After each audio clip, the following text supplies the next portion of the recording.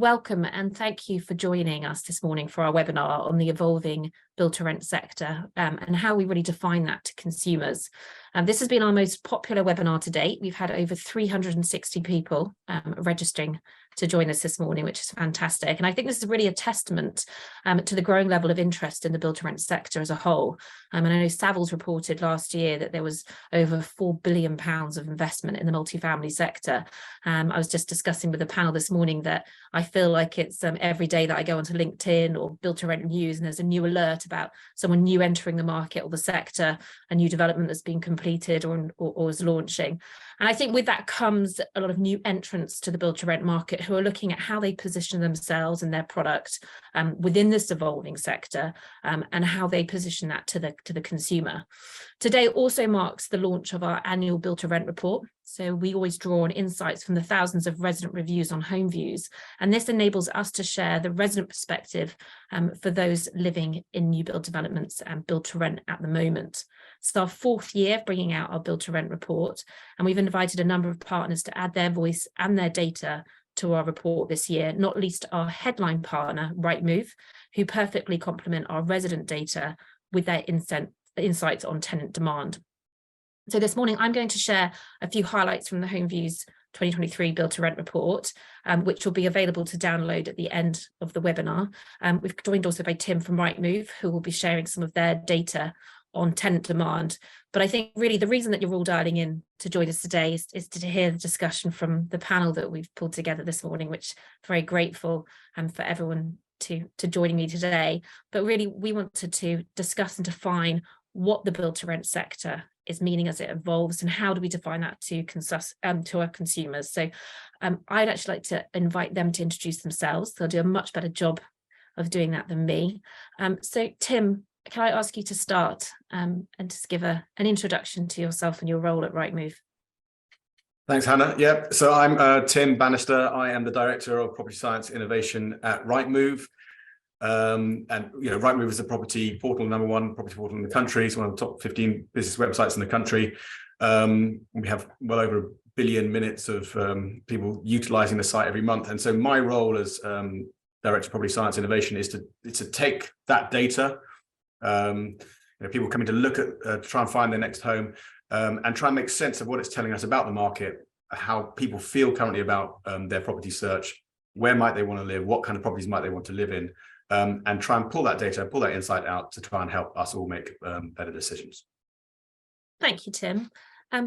Sogol, can I ask you to go next? Yes, good morning to everyone. It's so nice to have that number of people online. My name is Sogol Zarinchang. I'm Managing Director of Way of Life. Way of Life is a management platform, and we're basically doing everything from branding, positioning, placemaking, all the way to look after other residents, anything to do with the repair, happiness, until the day that they leave us.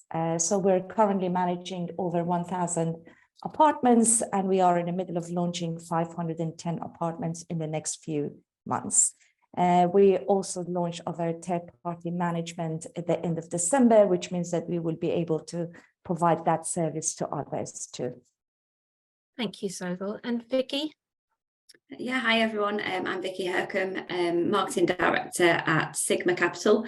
So I look after Sigma Capital brand from a corporate point of view and also the PRS REIT PLC, and then our private rental brand Simple Life and Simple Life London.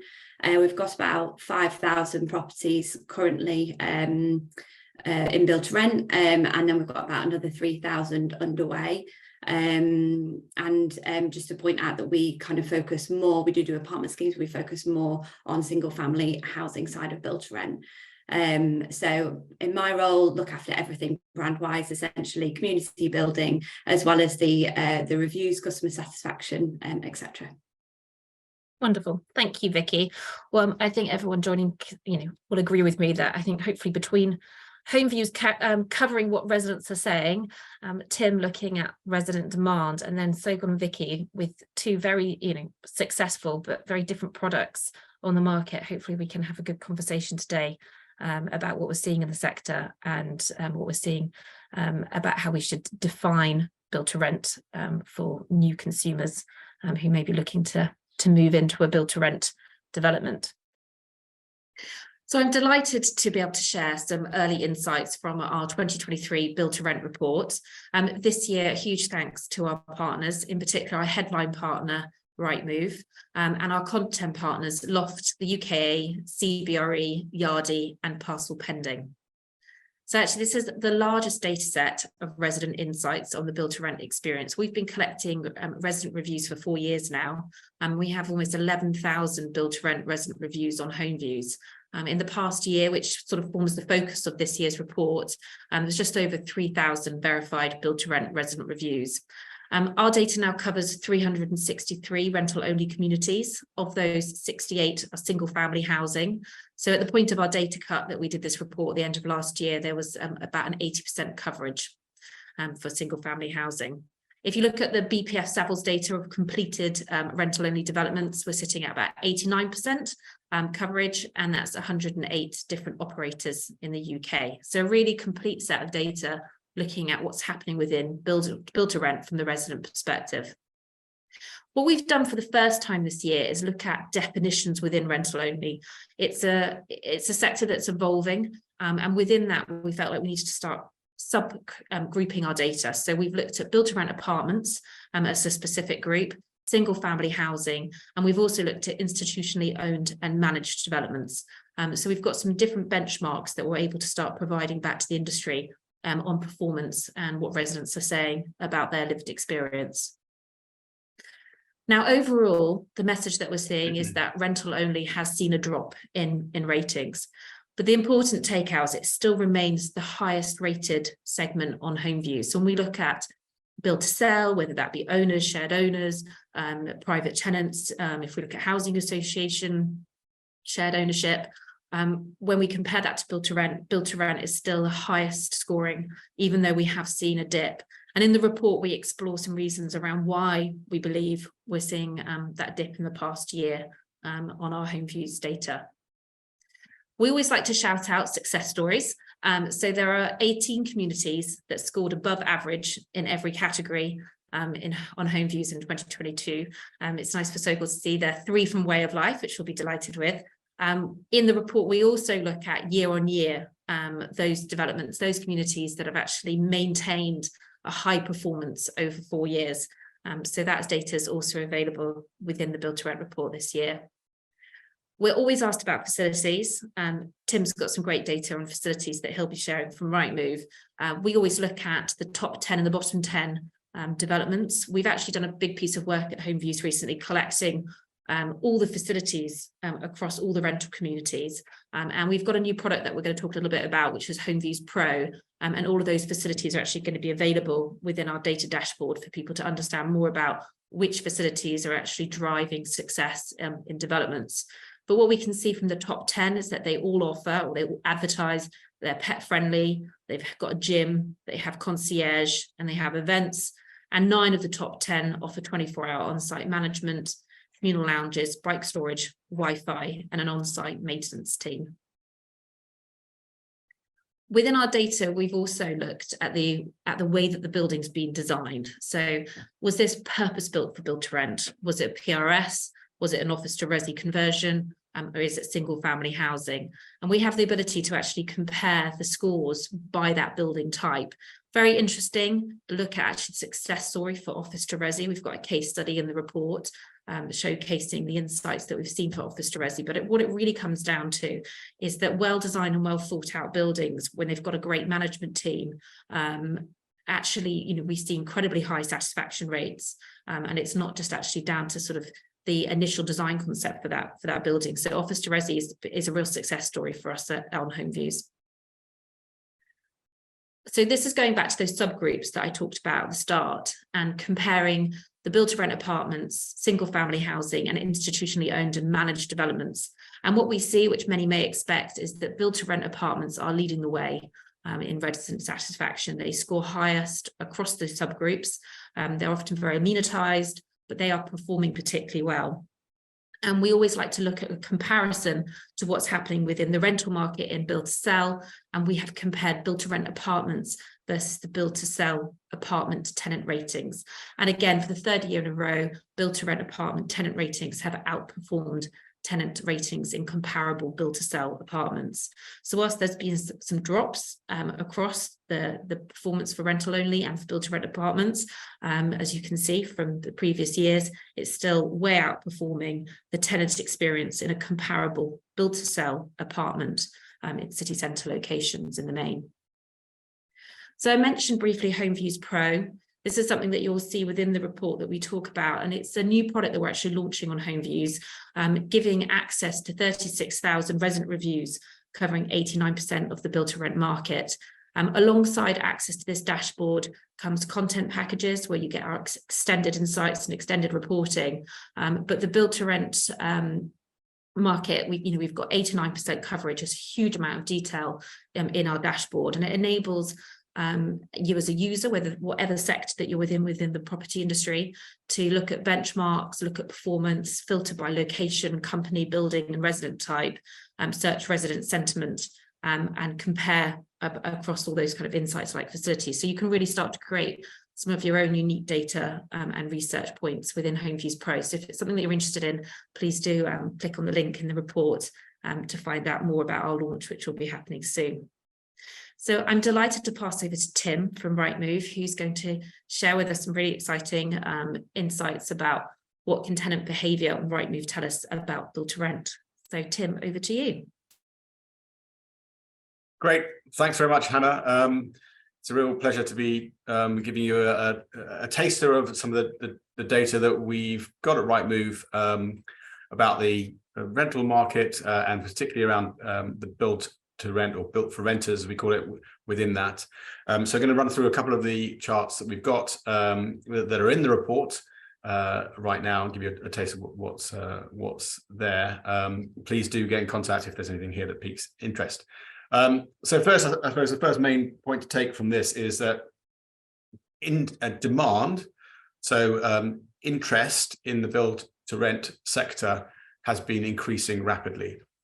So this is where inquirers are contacting build to rent listings on Rightmove, and that's up 300+% compared to where we were back in January 19, and that's against the PRS, the broader sector, which is up about 40+%. So we've seen a significant increase in demand, people actually actively contacting build to rent listings on site. Now we know that there have been more properties coming onto site, so that plays a role here, but actually it's been outstripped by the amount of demand. So that's, I think, really encouraging that as more stock becomes available, it shows that people are really interested in it and want to inquire about living there, making that place their next home. If we go on to the next slide, please. So one of the things that we're really interested in is sort of generally user behavior. So how are people behaving when they're searching for their next home? And I think it's really important to understand that, to understand who it is that's looking for the product, the listing, where are they coming from, and also what's important to them. So here we were looking at how far are people sending inquiries in order to get to their next home. So we know the postcode of where somebody is sending their inquiry from because they tell us, and we know the postcode of the listing that they're inquiring about because it's on the listing.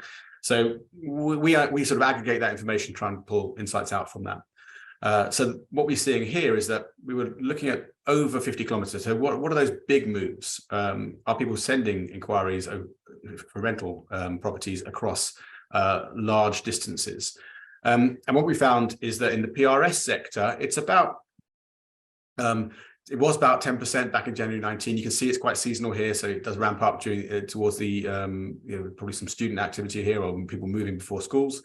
But it was about 10% back in January 19, and it's moved up to 15%. So there's been a little bit of a reaction, I think, with some of these bigger moves. We do think that a lot of that's down to the pandemic, reaction to the pandemic. People wanted to move out of where they currently reside, trying to find rental accommodation a bit further out with a bit more space. We were seeing that in the PRS sector. What we can see here is that actually people are searching out build to rent properties a little bit even further. So that's moved from about 10% up to closer to 20%. So some of those bigger moves, people are seeking out build to rent. They're prepared to send inquiries that little bit further to get to those build to rent properties and much of that might be down to the fact that it's a clearer product.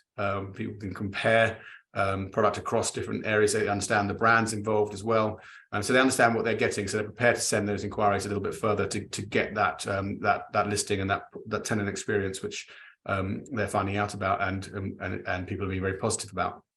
So if we go on to the next slide, this is where so people are sending inquiries a long distance, but actually what's the area of their search when they do send those inquiries? So the majority of people aren't sending those very long inquiries. Actually, they're sending more locally.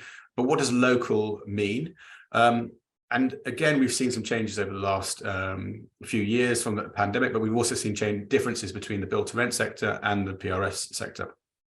So what we're seeing here is we're looking at the spread of inquiry. So if somebody's sending an inquiry, we're able to see the lats and longs of those inquiries. We get a search area result of that, which we broadly consider that's the area people are considering a comparable area. Where would they be prepared to live in?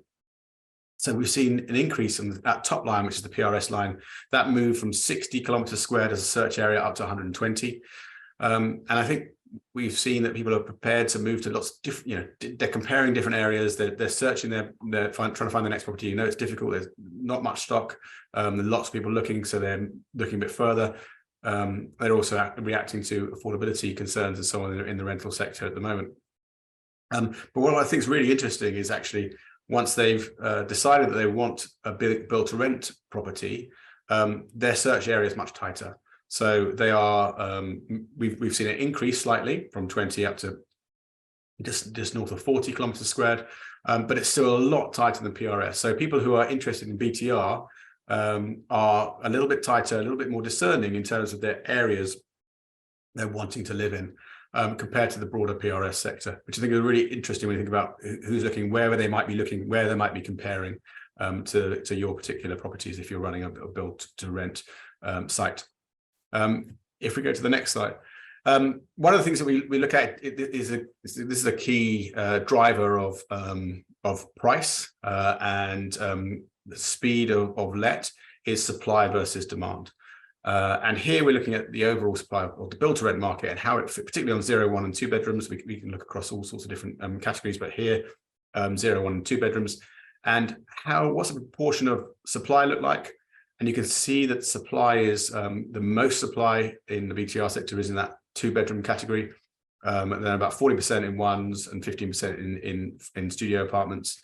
And then we look at the distribution of demand, so where are people actually sending their inquiries?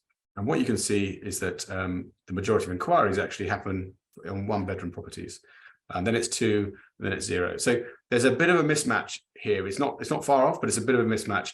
I think interestingly, when we looked at this a little while ago, actually it was a bit more on the 2-bedroom side of things, particularly in some, it does differ by city, city by city. And that resulted in some price increases in those 2-bedroom properties outpacing 1-bedroom. But the tables have turned a little bit. People have moved more towards wanting 1-bedrooms. I think part of that is around again around affordability. People looking for 1-bedroom apartments, which tend to be a little more less expensive than 2-bedroom. That is playing a part here, particularly over the last 12 months. But it has also been reflected in actually some of the pace of growth of 1-bedroom pricing. So then the next couple of slides, we're going to look at amenities, which I know is really important to people when they're thinking about comparing buildings, when they're thinking about designing buildings and offering service offerings and not just buildings, but also obviously beyond that. So what we're looking at here is on the listings on Rightmove, and there are only thousands of build-to-rent listings. Build-to-rent listings, you're able to highlight the amenities that are available at a particular building, and so these are the prevalence of those particular features. How many of them are offered? And as what you can see is those features on the left-hand side are the ones which are sort of much more common in buildings. And they tend to be those service-related features which are being highlighted. So 90%, for example, are professionally managed. And we can see, however, elements like gyms, they're actually getting up towards 60%. So quite a few of the listings do have gyms, for example. At the opposite end of the spectrum, you have pools, cafes, Services included games rooms, leisure facilities. And they aren't offered in that many places. We know that where they are offered, there tends to be a correlation with price here. So it tends to be the more pricey buildings. We know that pools also happen to be more in London than they are in other parts of the country. So there's a regional element to this as well, location element to this, and price as well about what's being offered. But if we now look at the response of people to those amenities, I think it's really interesting. So here we're looking at the number of inquiries to each listing per day, and we've indexed it off the lowest number. So, for example, cafe is the lowest number of inquiries per listing per day.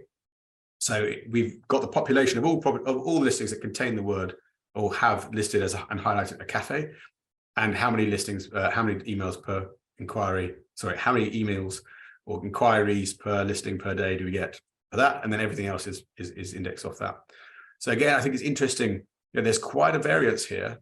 It's a lot of those service related elements again at the top end, which are getting those more inquiries. So it's more like 30% more than those properties which have cafe.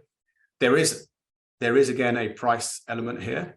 So again, as I say, cafe, cleaning services, games rooms, they tend to correlate with more expensive properties, pool as well. And so it may well be actually that people, I suppose what the first thing is one should know, if you are having those features in your property and you're having to charge more money, the likelihood is you're going to get fewer inquiries per day. That might be okay, because that might be exactly the type of that might be exactly what you want. But you have to what we're showing from here is you have to accept that you are going to get fewer inquiries per day. So you have to be really clear that that's what you want, and you're going to get fill up your buildings with residents with the way that you're marketing them and the prices that you're setting it at, and you're okay with that. Having said that, there are a couple of features here which are towards the top end of price, but are actually also getting lots of inquiries. So balcony, for example, pets included in gym, they're above the 50th percentile for price when we look at the categories by price. But they're also at the top end of inquiries per day. So pets included, for example, there I think is, what is it? It's 6 in that list. But it's certainly not correlated with price actually. So it's some interesting features that come out of this. And if we go to the last slide, Hannah, please. Clearly there's also I think some interesting stuff around location. So what we've done here is we've looked at those key amenities and we've said what would be in Birmingham, for example, on average, which would be the 100%. What's the inquiries to listings in Birmingham on average, and then looked at the ones that have a particular feature. So for example, 24-hour maintenance, that has 100% of the average. So if you've got those listings that have that word in it, that feature, they're getting on average. So I think it's quite interesting to see a couple of the features here. So for example, Manchester, Mancunians seem to over-index on gyms. So it's above the average on those buildings that do have a highlight that they've got a gym, whereas it doesn't seem to be so important for those people in London and Birmingham. Parking is really important for in Manchester and in Birmingham, but less so in London. And interestingly, on the flip side, and perhaps understandably given what we've just said, transport links and well-connected over-index in London in comparison to the average, and they're not so important for Birmingham and Manchester. And lastly, I think you can see, for example, the contractual elements and the services, they seem to be quite important for people in Birmingham. So you can see sort of 130% above the average of those apartments which are offering long-term contracts and highlighting long-term contracts in Birmingham, for example. So I think some really interesting differences between build to rent and to the PRS, and how those sectors are performing and how they've developed over the last few years. Interesting differences in how they perform from where people are coming from to search, and how far they're prepared to go, and what the focus of the area is. And then interesting in terms of what people, when they are interested in build to rent listings, what are they responding to from an amenities perspective, which seems to differ across those amenities and by place and potentially by price as well. So a taste of some of the data that we've got. It's in the report. Hopefully that you enjoy looking at it and getting some value from it. So I guess really the first question after presenting that data is to kind of ask Sogol and Vicky, really from your perspective, and looking at your residents and the marketing that you do, how do consumers view the build to rent sector, in your opinion? Are they even looking for it? Are they aware of this product? Is it known by this name? Even from a consumer point of view, how are they coming to you with their understanding of build to rent? So maybe Vicky, you could start us on that. Yeah, sure. I think naturally they are finding us purely from the wants. I think everyone wants a lovely professional service. I think everyone wants a really nice high quality rental product. But in terms of whether they're actually aware of us, I'm not sure. I feel like the awareness is definitely really quite low. We obviously live and breathe it every day, so kind of forget sometimes this is still quite a sector within its infancy. We actually do our own market research report every few years across the whole of the rental sector. And we've just actually shared ours, I think, yesterday with the press, and it's available on the Sigma website. But from what the additional kind of section that we added this year was actually monitoring that awareness for build to rent as an industry. And it came back to show that only 1 in 5 renters are actually very familiar with build to rent or what that actually means. As soon as obviously we shared what that means, particularly in sort of smaller focus groups, we started to ask people, right, okay, well, based on the definition of build to rent, how would you compare build to rent to, say, a one-off private landlord on lots of different sort of areas? So service, quality of product, all sorts of things like that, better value for money. So do you perceive it to be better or lower value? And they all scored positively. So I think everyone, as soon as they know what build to rent is, then it's viewed as really, really desirable. And I think some of the comments in the market research was actually, this sounds too good to be true. So the perception is really good, but I think the actual awareness is still very, very low. Mm-hmm. And so, is that something that you would agree with? What do you see from a way of life perspective? Yeah, I agree with Vicky as well. And I think that, people are originally will look for the price and the location. So they will not pay a lot of attention to what you're actually listing under the Rightmove in terms of your amenities, additional services. But I think that this is a big job, or that we want of our residents to be aware of what's built to rent. And we make sure that the staff members on site are able to say a bit about what's built to rent, what we're offering, and not necessarily everyone's are aware of you have only one landlord, which means your communication will be a bit seamless. And also in terms of the repair and maintenance, you don't have to wait for a long period. So I completely agree with Vicky that the awareness is low, but it's definitely picking up. And I think there are lots of more positive news in the press around the build to rent and what we're about. Yeah. And I guess just sort of building on that and thinking about the types of people that are looking, Tim's shared some of his data around that kind of awareness and demand. But are you seeing the demographic of the renter changing, and the single family the answer to that? So within you've got very much sort of an apartment product. Are you seeing over time, as your portfolio sort of establishes itself on an ongoing basis, that's changing? Yes, I think it's I think we just need to be fair to other consumer as well, to say that we have grown the sector significantly in the past few years, also in terms of other product service offering as well. So you naturally will attract people who are not only students. I think originally the student accommodation is a good example. People will go to the student accommodation and they naturally look for something similar. But what we're seeing is that now the other clients are not the students. Other clients are actually families. I visited the site a few weeks ago, and what I noticed is about 30 kids bike in a bicycle area, which you never see these kind of things. And that shows that people are looking for security of the tenure, living somewhere which is safe and secure. And as Tim mentioned, you know, transport link, they're not necessary if you're in London looking for a car park, which we're not obviously offering in London, but we're offering outside of London. So I definitely think there is a shift in terms of our client group. And, you know, answering your question around, is the single family home an option? I will definitely say that is the extension to the build to rent, because you will have a, you know, a single person coming and living with you, and then they get, you know, they become a couple, they get married, they will have kids.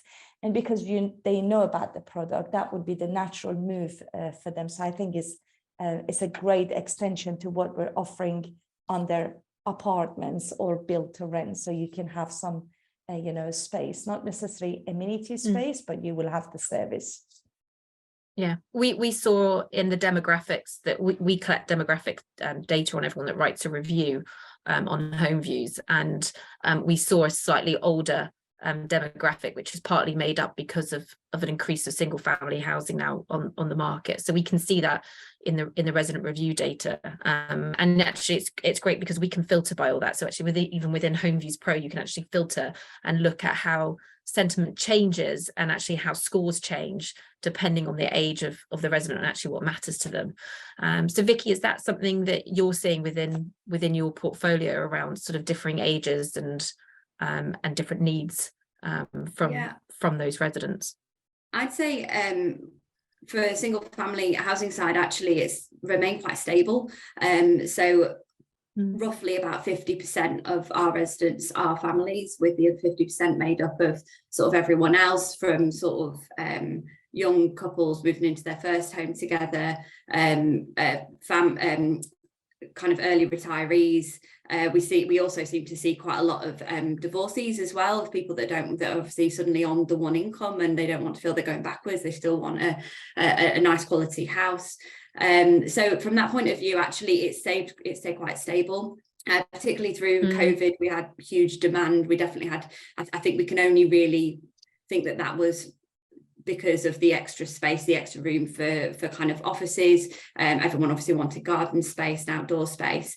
But aligning with the presentation that you've just given, we have seen an increase of number of people moving from further away. So I think off the top of my head, I think it's sort of into 4 different categories. So we have sort of within 3 miles, 10 miles, 30 and 50, I think it is. And actually now we're at roughly about a quarter of each of those. So it's real kind of spread of people moving from kind of further away and also locally into our developments.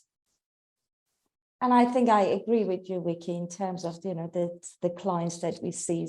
We're also seeing divorcee. We're seeing people who are retiring or also downsizing because they don't want to pay the inheritance tax and they want to give something to their children to start their life.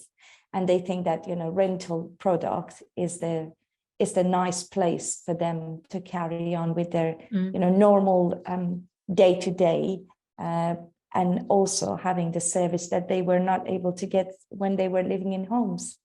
Yeah, definitely. It's given them the peace of mind, isn't it? And I think what we've also seen, which is quite interesting, which I think is probably quite unique to single family housing, with the number of kind of locations and property types, there's actually, we've seen a lot of people move within the brand as well. So we're seeing people sort of we've been able to sort of cater for them through their different life stages. So upsizing when they start to have kids, or downsizing when they kind of getting slightly older, or kind of moving from apartments to houses, etc. So, or even moving jobs. So that's been quite nice to see that actually we're retaining residents even when they're choosing to move.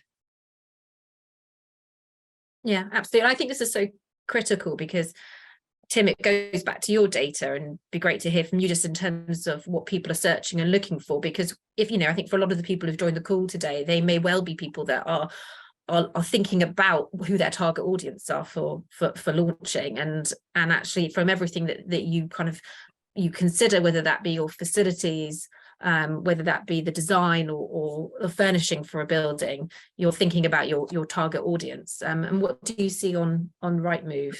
Yeah, well, I suppose in general, I think the points that Vicky and Sogol make, I absolutely agree with, is that we've seen this is a product that is evolving, and that we're seeing people evolve with it. It's still in the early days as well, because I think when we do our surveys, we see that only 20% of consumers are actually aware of built for renters at the moment. But when they find out about what the opportunities are and what the features are of it, they say, "Oh, I actually really like that." So there's a bit of that needs to happen. In terms of what people are looking for, obviously we've seen. I think a lot of it depends on where you are and what stage you're at. We've seen some things that have changed, that sort of lend themselves to the build to rent offering, I suppose. We've seen over the course of the pandemic that move towards wanting space, wanting I think a garden had dropped out, but then had come back in. Garage furnished is something that has come back in terms of like when we look at when people are putting in their keywords and saying what they're interested in. That's something that people is something that's become more important. And then there are a couple of other sort of elements which have become really important as well. So one is pets, which I know is something that the build to rent has kind of led the way on a bit from a offering to rental properties. Has always been an issue for renters. And I think any build to rent offerers, operators have grasped that and sort of gone with it and are seeing the benefits, because that's, it's non-negotiable if somebody's got a pet that they want to live with their pet. And it might actually sort of help as people progress and they grow their family and so on, and grow the number of pets they've got. It might sort of lend it, that might tie into the whole single family home elements as well. And bills included is another interesting one. It's not offered by many people, but it is something that people search for. So we know that people are, and I think that's because actually in the rental side of things at the moment, certainly there's a real cost consciousness element to things, which might be also driving a little bit of this move from one place to the next. The perfect property, but at the right price. So bills included has been something that's come into the top 5, particularly through 2022, 2021 and 2022 of keywords that people are searching for. But I think it's indicative more of just people trying to manage their cost, and wanting to have understanding where and build to rent buildings tend to be and single family homes tend to be energy efficient. So that's kind of like a key benefit, I think, which is really what people are looking for at the moment. Yeah, we had over 2 million visitors to HomeViews organically last year, and actually some of the top searches, people aren't looking for build to rent, they're not looking for this term, and although we get traffic to those sort of search term and pages, it's not as high as actually people looking for specific things around sort of cost saving and best places to live, but also around safety and security. It's these sort of more emotive and topics that are important to them. So I think we've had a flurry of questions come in from people on the call, which I'm going to try and weave into some of the questions that we can answer as we go through. And I think some of the questions are sort of related to around this term build to rent and thinking how we market to consumers. And I think Vicky and Sogol would be interesting from your point of view about how you position the value proposition in your marketing, and how do you use that build to rent term? Is it a term that you use, and how do you think that's being perceived? So Vicky, I'll pounce on you first. And actually, just go back to our market research report. It was something that sort of was picked up when we were looking at that we probably actually don't explain it well enough, because we're so into it, we know what it is. So it is something that we're looking at ourselves. But in terms of benefits, for me, particularly on the single family housing side, obviously we're lower amenity on site. We're not 24 hours sort of concierge. So it is a slightly different sort of take on build to rent. But I think the things that obviously stand true across build to rent is the quality of the product. The security of tenure is a huge one. We've seen the professional service, obviously. But we've seen through, particularly sort of through COVID, I think, and a lot of one-off private landlords kind of coming out of the market, and it was expressed in a lot of our focus groups as well, of people really feeling on the back foot, like they might have the house sold at any time. So I think that's a huge one for us. All our residents go on a 12-month contract to begin with, and then what we're interestingly seeing is that then once they've actually started renting with us and they start to understand the notion of build to rent and who we are and what we're offering, and they realize actually we are secure with build to rent, we don't necessarily need that long-term contract anymore, because we know it's ours for as long as we want, and that we're sort of back in the driving seat and we've got the power. Then actually we're seeing after those 12 months, we're seeing a lot of people choosing, about 50% of people choosing to go on to sort of a periodic monthly tenancy instead. Not because they don't wish to stay for longer, because then we're looking at a renewal survey, and actually a very large majority of our residents are claiming that they see themselves staying in their Simple Life home for 4+ years. So they are seeing it as a longer term move as well. So for us, it's very much about those sort of benefits. Amenities for us is very different probably for a lot of other build to rent providers that focus on city centre apartment schemes.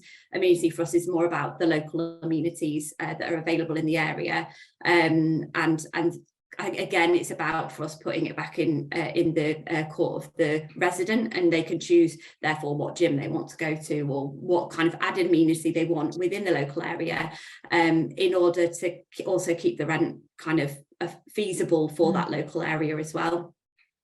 Yeah. And I think that comes down to a huge part of build to rent at the moment. And one of the questions again that we've just had through is around that sort of affordability piece. And so you've got a product which is a very strong brand. You've got I think the brand work that you and your team do, it's beautifully done. It's very aspirational. It's very focused on a sort of in terms of it's a very lifestyle brand.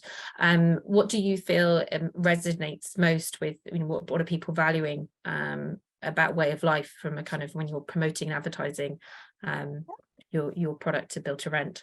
So I think I just want to start to say that other brand pillar at Way of Life is people, design and innovation.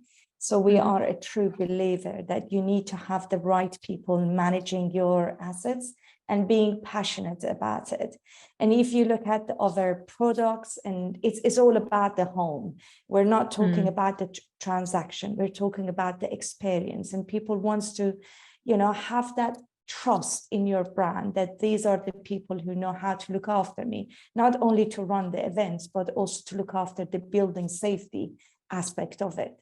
So I think for us, the focus of the brand is about building that trust. And we're now seeing people are moving from one of our buildings in Birmingham to Leicester, from Leicester to London.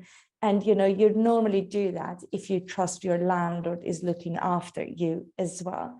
So I think, what you mentioned, I think brand is key, and also the culture of your company is a big tick item to attract people. So when they come to your building, they feel that they're welcomed, their voice is listened to, you're not showing them everything, you just understand their needs and you're trying to tailor it for it. And that's what we're trying to do through the brand, through the team on site, and also the services that we're catering for each building. We recognize it's not one size fits all as well, which I think that's what Tim was mentioning, to say that, gym in, Manchester and Birmingham is number one priority.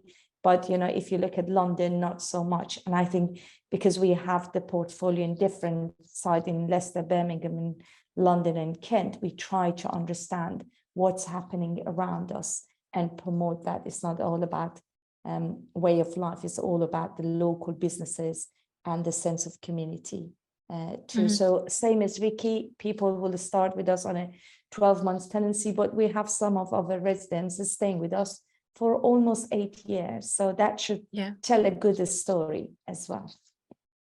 And I think it's... Oh, sorry. Tim, please. I was just saying that, I think we touched on this, when we had a chat a couple of weeks ago, but when we ask, talking about brand and talking about BTR and talking about, in our we call it built for renters, because, we did some research that made more sense for renters.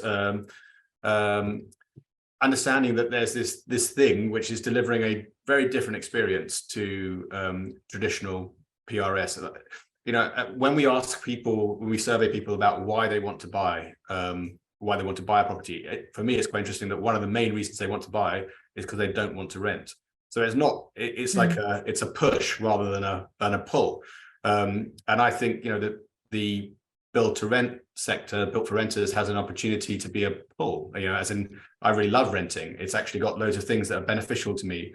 And therefore I want to actively choose to rent, because it's not just a stopgap. It's not just a holding pattern until I can buy. I'm choosing to do it because I have flexibility. I have security. It's well managed. I don't have to worry about getting a contractor to fix my roof, which everybody down my street at the moment is fixing their roofs.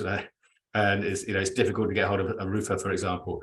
You know, all those things, all those worries are things that you don't have to be concerned about if you're going down the route of built for renters. And I think it's that element personally that the sector needs to keep on promoting, because I think it should be a positive choice. And I think maybe we'll see some of those elements where people are saying, I want to buy, not because I want to buy, but because I just don't want to rent. That maybe will, in a year's time, hopefully people won't be saying that, or 2 years' time people won't be saying that. They're saying, you know, I'm making a positive choice to rent. And I think, as I say, built for renters is a great opportunity to change people's mindsets in that space. And I think it also allows people to live in the areas that they might not necessarily be able to buy. And I think, you know, I might like to live in this area rather than the other area. And it gives them an opportunity to, you know, explore the area before they make that final decision, which, you know, if you're purchasing a house, is quite an expensive transaction. So you cannot just wake up 2 days later and say, sorry, this is not the area I wanted to live, because you already sign up to it. And with a rental product, people will have a choice to explore options and live in different areas before they make their final decision. And their final decision might be just renting rather than purchasing, because everybody's thinking about the capital cost, but you also need to factor in all the, you know, mortgage rates going up, the pressure that is on people.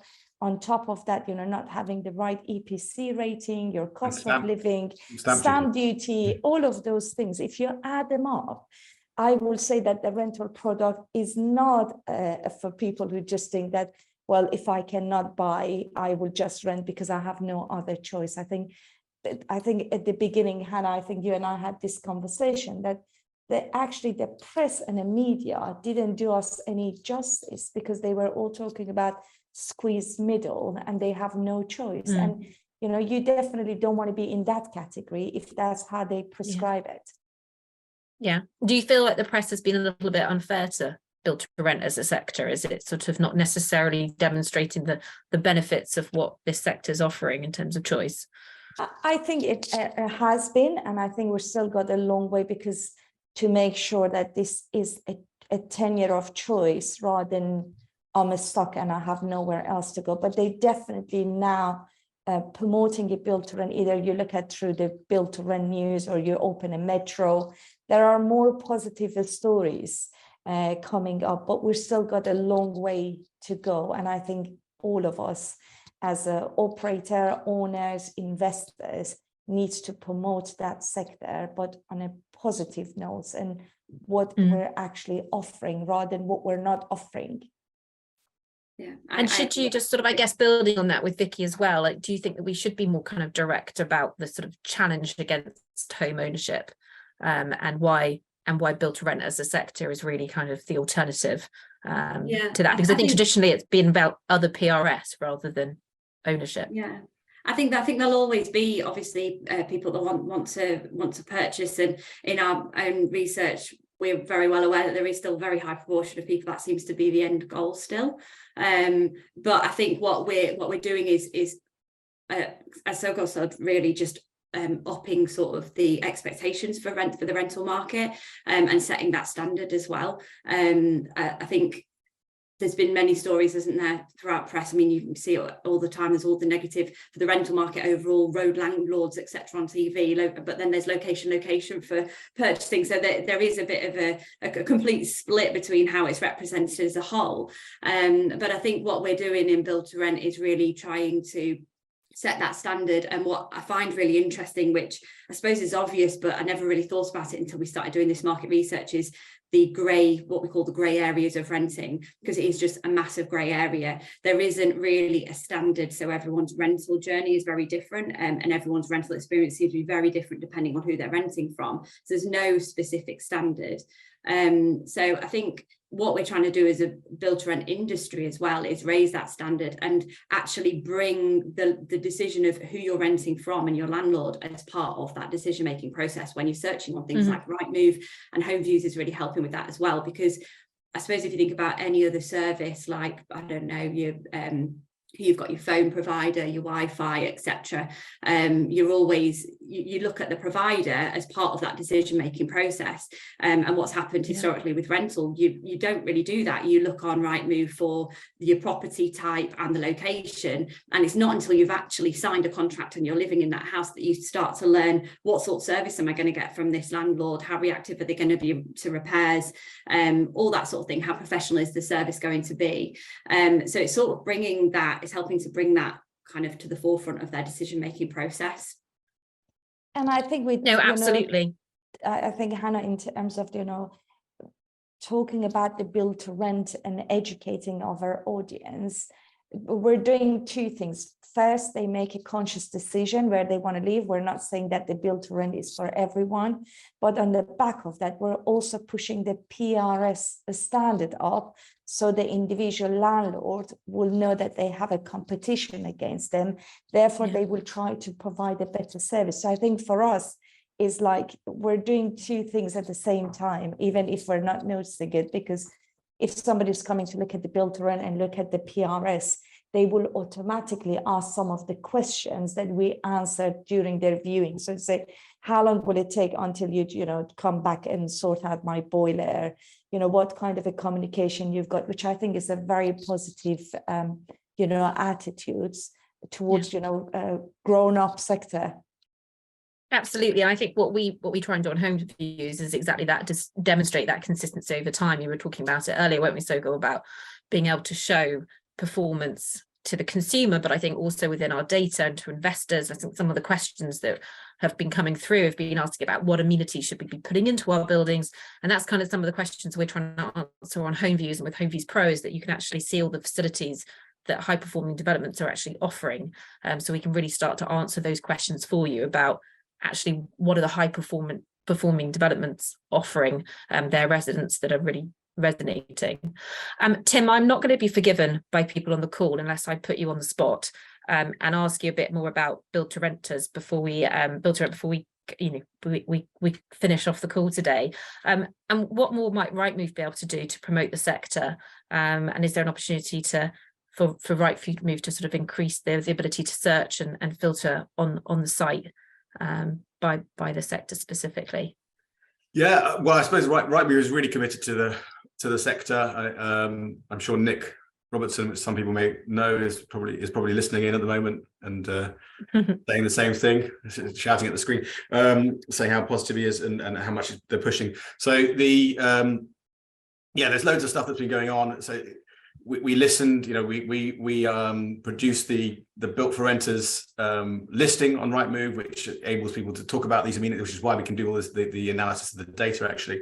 The Built for Rent flags on there, the amenities, other properties. There's also an element on there which I'm not sure people realize is about what is Built for Renters. So there's an element about saying what this is, trying to educate around the offering as well.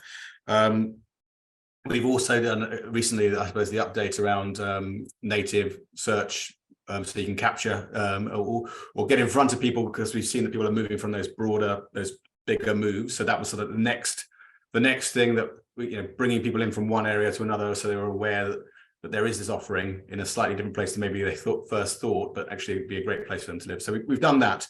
There's more coming, I think, on the around the efficiency. So around enhanced leads to help people sort of process get a bit of get ahead of the game on from the leads perspective.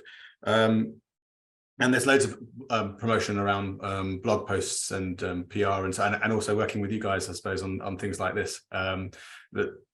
But then your question specifically on filtering. So at the moment, it's not, it's something that certainly we keep on looking at. There are no plans at the moment. At the moment, it's still such a small part of the overall search that you want it. That's where people are looking for. In general, at the moment, as it's growing, people are looking for over a place to rent, and I think it probably it's not the right time to be cordoning it off into an own. You might find actually it reduces traffic rather than increases it. So that's what we found over the years with various other sort of emerging sectors and so on.